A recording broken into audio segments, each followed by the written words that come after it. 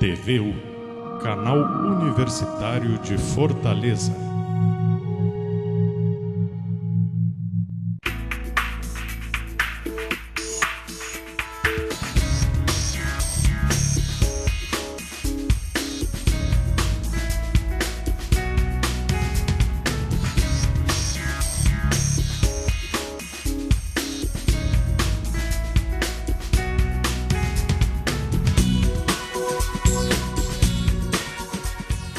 Vai sediar o 19º Congresso Brasileiro de Cancerologia, que deverá acontecer no novo Centro de Eventos em Fortaleza. Qual é o novo dilema do combate ao câncer? O câncer é traiçoeiro e exige vigilância. A doença vem desde 2.500 anos antes de Cristo. Um novo livro foi lançado recentemente nos Estados Unidos e diz que essa guerra não pode ser vencida tão cedo. Como está a saúde da mulher no Ceará? Para falar sobre esse tema, nós convidamos o Dr. Pedro Wilson Leitão Lima, professor universitário, especialista em mastologia, ginecologia e cancerologista.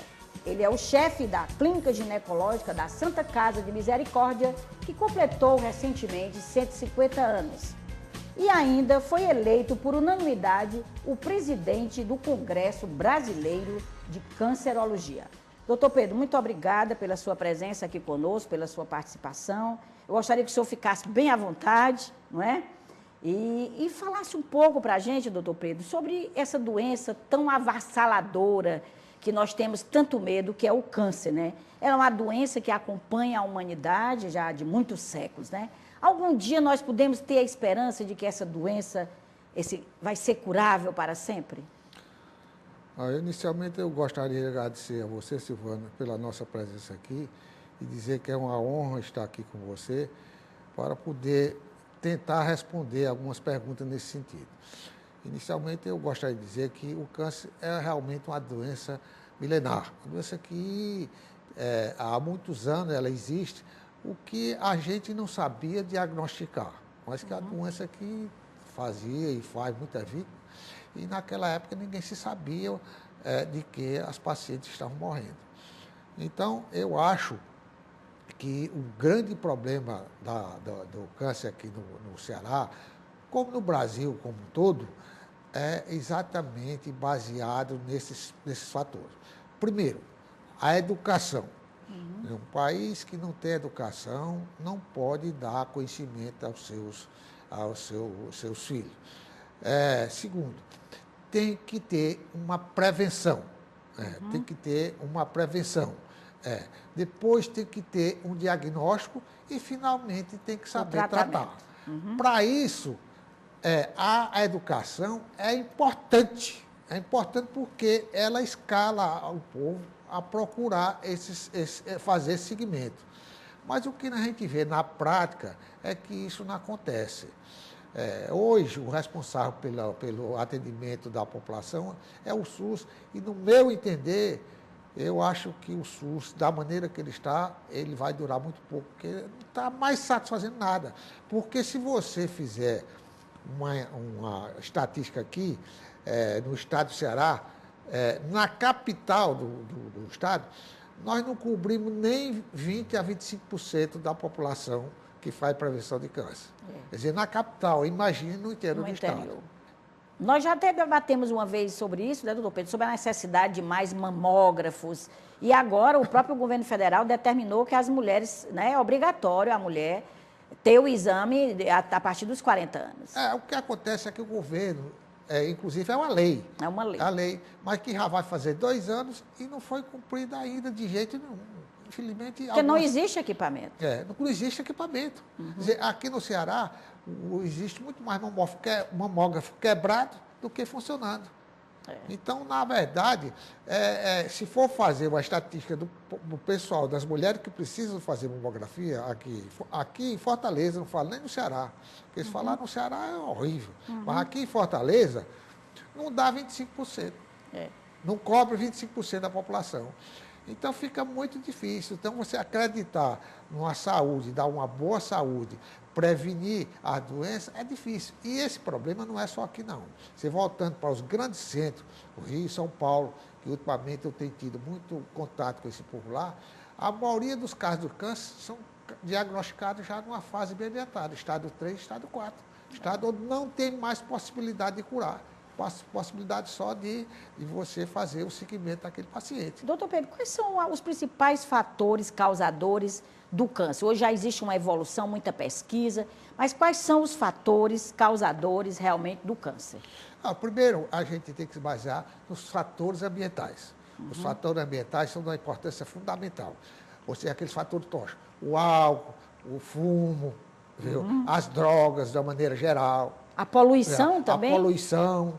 Então, todos esses, eles são fatores que ajudam a incrementar o aparecimento da doença. E, aliado a isso, as más práticas existidas pela população em função da falta de educação, o uso intempestivo de drogas, enfim, isso tudo vai fazendo com que a tendência dessa doença é se disseminar cada vez mais no nosso meio. Então, na verdade, isso não é só para aqui para Fortaleza, não, mas nos grandes centros do sul do país, se você vê em todas as faixas etárias, está aumentando a incidência do câncer no nosso meio. E é verdade que o fator hereditário contribui com apenas 5%? O fator hereditário, quando a gente pensava que era um fator que tinha uma carga muito grande em cima da incidência, e hoje a gente vê que é o que é menos importante, viu? E graças a Deus, porque esse fator, quando ele é detectado, quase todos os pacientes que têm aqueles fatores, e eles são sensíveis a determinadas drogas, ele passa a ser curado. Então, na verdade, a gente vê que o fator hereditário funciona realmente. Mas ainda num percentual muito baixo. E a alimentação, doutor Pedro, é importante também? Olha, a qualidade de vida hoje depende de uma boa prática alimentar. Infelizmente, aqui no Nordeste, de uma maneira geral, não existe essa boa prática de alimentação, nem pelas pessoas que têm nível econômico alto, porque eles têm condições de selecionar o que é que vão se alimentar, mas, na verdade, isso não existe, existe uma faixa muito pequena. E se falar na grande população, que mais de 50% a 60% tem necessidade de comprar a sua necessidade básica, aí não se pode ter uma resistência para poder evitar alguma doença. E como é que a mulher deve fazer para se prevenir, principalmente do câncer de mama e do câncer de colo de útero, que o senhor é especialista na área? É difícil, né, Silvânia? Porque, olha, como é que eu vou? Primeira coisa, ela tem que ter educação para saber que tem que fazer os exames dela. Na verdade, todos os anos fazer o exame. Todos os anos fazer o exame dela, mas isso não acontece nem nas grandes classes sociais. Viu? A incidência das mulheres que têm uma situação financeira muito boa, que deveriam estar frequentes, é muito grande. Quer dizer, elas deixam a coisa muito a desejar, ou seja, a frequência dela. E no pobre, em segundo lugar, é que ele não tem para onde ir. São poucos locais que atendem para fazer a prevenção do câncer ginecológico e principalmente a prevenção do câncer de mama, porque a demanda é muito grande para um pequeno atendimento. Aí a mulher vai, fica na fila 2 meses e acaba desistindo. Não é 2 meses, não. Nós temos atendimento aqui de 6 meses, de 1 ano. Viu? Hoje, por incrível que pareça, a Santa Casa é um dos hospitais onde a demanda é grande, interna da própria Santa Casa, mas ela demora pouco tempo. Os pacientes que são atendidos lá, dentro de pouco tempo, eles têm aquele atendimento. E lá tem mamógrafo também? Tem, alguns, não tem um mamógrafo especificamente lá, agora que está sendo montado, mas tem outras coisas lá, tem ultrassom, a Santa Casa hoje é um hospital que tem boa assistência médica. Eu sou o chefe da clínica ginecológica e a nossa clínica hoje não deixa a desejar nenhuma clínica aqui em Fortaleza, quer seja particular, quer seja conveniada, quer seja filantrópica. Porque todos os atendimentos lá nós temos. Qual é a média de atendimento diário lá, doutor Pedro? Eu vou falar em termos da clínica ginecológica. Para você ter uma ideia, nós temos, assim, no ambulatório, nós temos uma média de 100 a 150 pacientes por dia. Durante o ano de 2010, nós tivemos uma média de 3 mil e tantos pacientes atendidos, né, no ambulatório.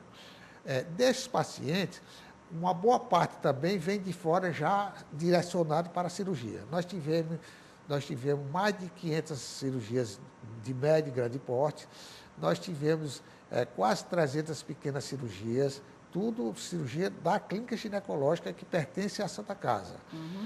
Nós tivemos exame muito especializado, como a esteroscopia, a urodinâmica, que são exames caríssimos, que custam em torno de 800 a R$1.000, e a Santa Casa faz um preço bem mais baixo para a população. Tudo isso a clínica ginecológica está dando hoje à população. Então, é por esse motivo que a gente, com certeza absoluta, diz com muita satisfação e muito prazer que a nossa clínica ginecológica da Santa Casa, ela não deixa a desejar a nenhuma outra, quer seja particular, quer seja conveniada, quer seja filantrópica. Já que nós adentramos para a Santa Casa de Misericórdia, vamos falar um pouco agora, doutor Pedro, dos 150 anos, né, da Santa Casa. O senhor, como voluntário também, né, um médico renomado, hoje prestando seu serviço desinteressadamente, dando a sua contribuição à Santa Casa. É importante permanecer, a Santa Casa completou esses 150 anos com muito júbilo, com muito crescimento, né, e com muito atendimento à população. É importante que a população continue ajudando. Olha, não tenha dúvida que é. E até porque eu acho que a Santa Casa está vivendo um momento muito bom. Nós temos um provedor muito dinâmico, o professor Luiz Gonzaga Nogueira Marques. Nós temos o coronel Adalto Bezerra, que é um homem que está lá diariamente verificando os problemas. A mesa administrativa da Santa Casa tem uma importância fundamental na convivência diária desses problemas, tentando resolver. A Santa Casa está partindo para uma outra parte também, sem esquecer do atendimento, que é a parte de ensino. Para você ter uma ideia, Silvana, a nossa clínica, esse ano de 2010, do nosso relatório que já foi entregue à direção, nós fizemos... O senhor diz a clínica ginecológica. A clínica ginecológica. Nós passaram por lá 106 estudantes de medicina que fizeram estágio na clínica ginecológica da Santa Casa. Só esse ano de 2010, ano passado. 6 R4, ou seja, residentes que já fizeram 3 anos, e são R4 que saem especialistas em ginecologia, certo? E também 26 que fizeram estágio na ginecologia também. Dizer, mais então, um papel importante que a Santa Casa desempenha. Exatamente. Então, eu acho que isso aí é uma coisa importante, porque as nossas faculdades aqui, quer sejam particulares, quer sejam públicas, elas não têm condições de acolher ou de selecionar os estudantes, de dar um local para melhoria da qualidade do atendimento da população.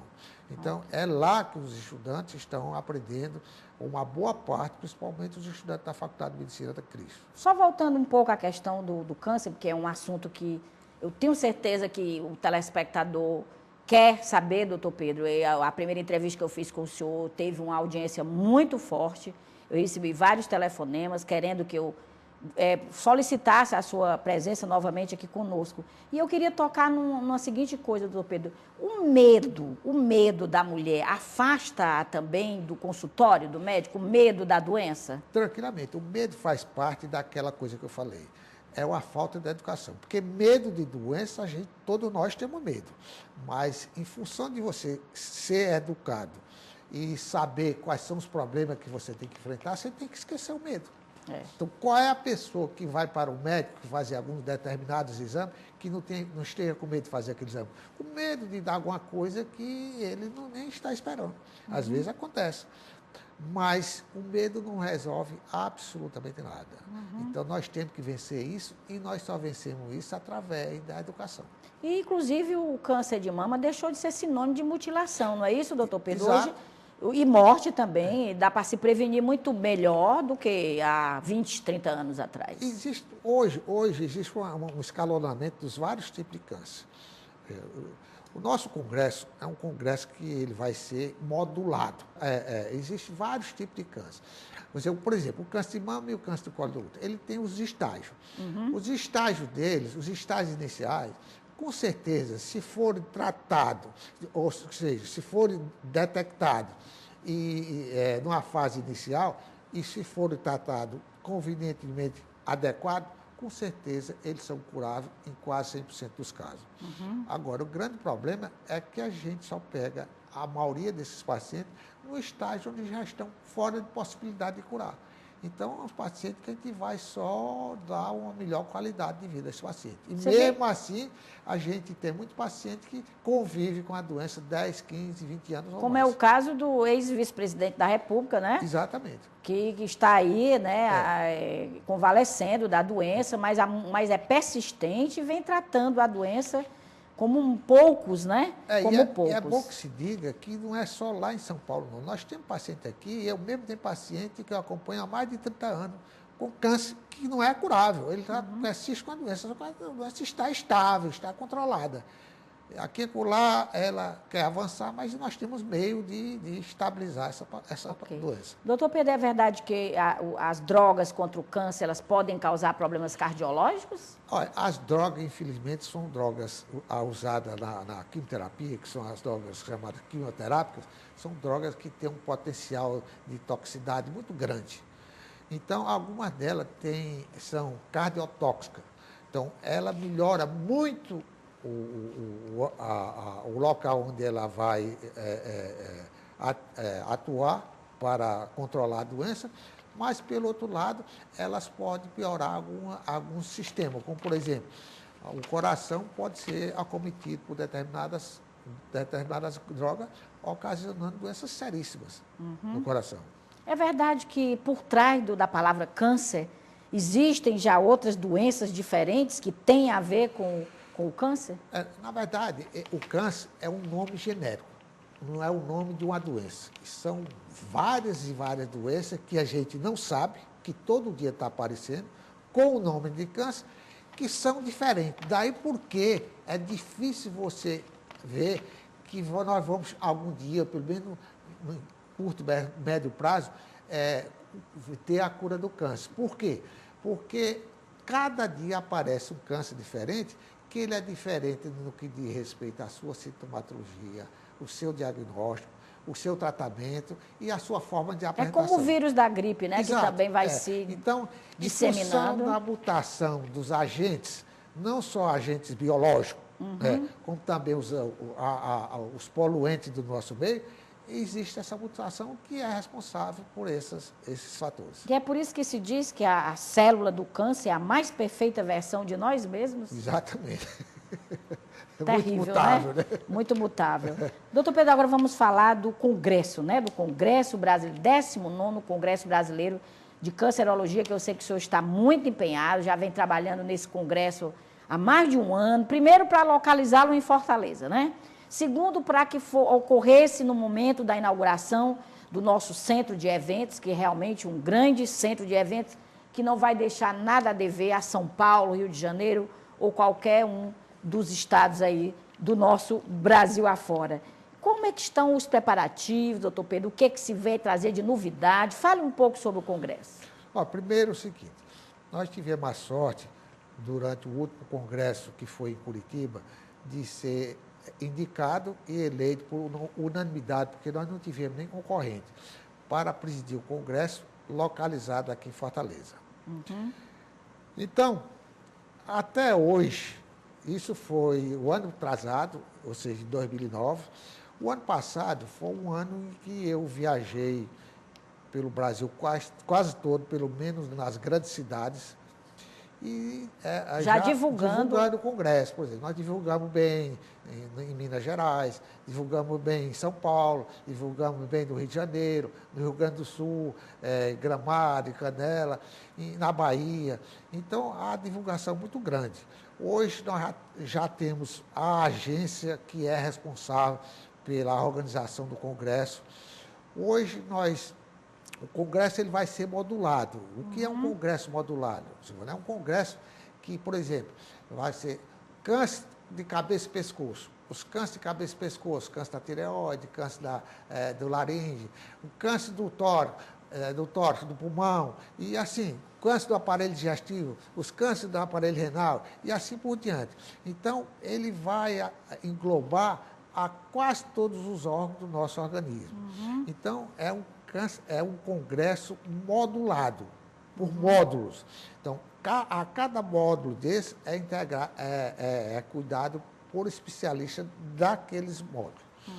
Então, o senhor me falava que há uma pretensão também de engajar os municípios nesse evento. Como vai se dar esse engajamento? Inclusive, é pretensão nossa, pelo menos, de ir atrás das autoridades, do governo do Estado, Associação dos Municípios, para fazer, no primeiro dia do Congresso, que o Congresso vai do dia 24 de outubro ao dia 27 de outubro, são 4 dias.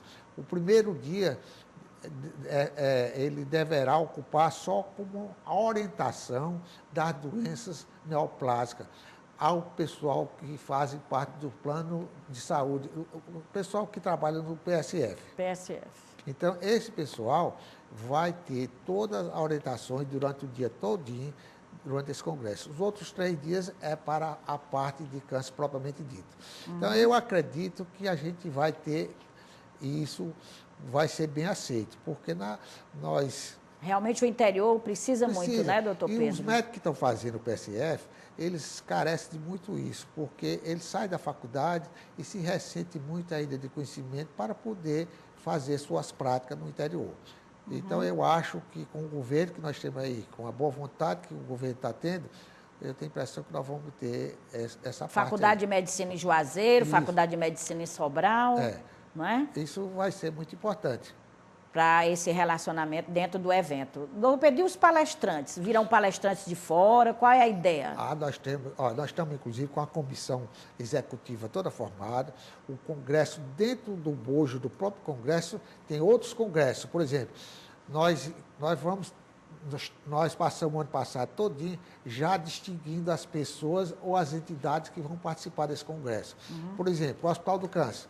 Muitos cancerologistas de lá e o próprio hospital vai fazer o seu primeiro congresso do Hospital do Câncer do Estado, será dentro do Congresso Brasileiro. Por exemplo, a Sociedade de Nutrição e Câncer também vai fazer o primeiro ou o segundo congresso, um congresso dentro do Congresso Brasileiro. Tipo um seminário, workshop. A enfermagem e a oncologia também. Enfim, é um congresso que vai ter vários profissionais mostrando o que estão fazendo dentro da área da cancerologia. Está prevista a participação de algum especialista da área internacional? Com certeza nós vamos ter uns 150 a 200 especialistas. Qual é o país hoje assim, mais avançado em termos de cancerologia, de estudos e pesquisas? A Europa como um todo, por exemplo. A Europa, Estados Unidos, por exemplo. Milão, na Itália, é um país... A Itália como um todo, principalmente Milão, está muito bem situada. Tem um centro especial. Eu sinto que o senhor viaja muito para lá, né, doutor? Tem um centro muito bom de oncologia, principalmente de mama. Nos Estados Unidos, sem falar, tem vários centros. Detroit e outros, na Europa, em Londres, tem muito. Na América Latina, hoje tem alguns centros que têm muita perspectiva de desenvolver. Então, não se pode comparar o desenvolvimento da América Latina com esses que eu acabei de falar. Mesmo porque são países muito mais antigos, mais né? E mais antigos e tem mais dinheiro. É tanto que nós temos uma comissão científica nacional, nós temos uma comissão científica internacional, uma comissão científica do Mercosul, certo? para organizar todo esse pessoal. Qual é a expectativa de público do doutor Pedro? Em torno de 3.500 a 4.000 pessoas. É muita gente porque não é um congresso, por exemplo, é diferente do congresso de cardiologia, o congresso de clínica médica, que todo médico precisa disso aí. Isso é um congresso só de especialista. O de Curitiba deu 3.500 pessoas. Como o Fortaleza é muito maior do que Curitiba, e o Ceará é um local... Cidade turística, muito bonita. Todo mundo quer vir conhecer o Ceará e aproveita para conhecer. E nós também, dentro da nossa programação, nós vamos oferecer também a parte de lazer. Eu acho que congresso não é só... o congresso é entrosamento, é amizade e ver o que é que está sendo feito no mundo afora. Com certeza vai ter também a área de exposição de novos equipamentos. Exatamente. Tem pôsteres, tem exposição dos equipamentos novos, tudo isso vai ter. São os estandes. Nós vamos ter, os estandes já estão todos loteados, o centro de convenção já está todo definido, com as áreas, tudinho. Nós estamos, essas áreas é que a gente vai negociar o congresso. São esses grandes investidores laboratórios que vão. Esse congresso é uma tradição dele e vai ser lançado esse congresso em São Paulo, no Ibirapuera. Então, esse lançamento é importante, Silvana, porque de lá nós pretendemos sair já com o congresso já mais ou menos firmado. Montado. Todos os laboratórios são convidados e quase todos os laboratórios. Eu queria aqui parabenizar as mulheres, porque eu acho que as mulheres hoje estão danadas. As mulheres hoje não deixam a desejar nada que o homem faz. Então, quando a mulher se dedica a uma determinada causa, ela faz realmente muito bem feito. Então, eu acho... Mas está faltando uma coisa. Eu acho que a mobilização das mulheres que ainda é pequena. Então, eu acho que as associações médicas, associações comunitárias, associações várias, têm que mobilizar não só o povo, mas principalmente as mulheres, que nós sabemos que uma grande parte aqui no nosso estado, que varia muito, a incidência de câncer de colo do útero, câncer de mama, é muito alta, muito alta. Então, eu acho que a mulher está precisando trabalhar mais nesse setor. Então, mobilizar os políticos, buscar um melhor atendimento. Discutir isso, inclusive até forçar, de certa forma, como está acontecendo no mundo como um todo. Né? Pois é, já existe uma lei que determina o mamógrafo para as mulheres a partir dos 40 anos. Só que não existe mamógrafo suficiente para atender. Está longe para isso. Então, eu acho que falta a mobilização. Mas ninguém vê mais a mobilização. Porque deu os caras pintadas que apareciam, não estão aparecendo mais. Acho que o povo está meio enfraquecido com isso. E a mulher que subiu demais... Agora deve aproveitar esse momento. Esse ato para poder entrar e fazer essa mobilização.